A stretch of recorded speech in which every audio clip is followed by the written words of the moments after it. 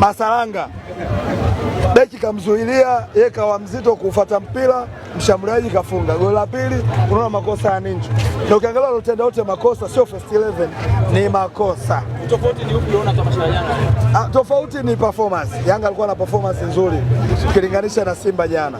Yanga kacheza vizuri, yaani timu ya kwanza na ya pili zote zina uwezo wa kupata matokeo tarehe 12 Zanzibar. Ni usajili mzuri sana wamefanya.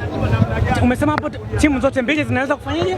Yaani katika kikosi cha kwanza na cha pili, Yanga akiamua chochote akianzishe tarehe 12, Simba tuchukue kikosi cha kwanza na cha pili tuunganishe, tunafungwa. Shaulile ndio yule alikuwa Shaulile ndio huyo. Unaona alivyomchukua pale golikipa Mzee Faulo kafuniki. Kama Yanga angetaka kushinda asingefanya sabu, angeboresha baadhi ya maeneo watu wakapigwa, lakini malengo ya kufanya sabu hili ni tamasha, kila mmoja aone usajili watu waliofanya, na tayari mapungufu ya Yanga yameonekana tayari. Bwana mdogo Ninja, na ukiangalia sio kiungo tegemezi wa Yanga, umeelewa? Ni mchezaji ambaye inabidi apate nafasi ya kuwe, umeelewa?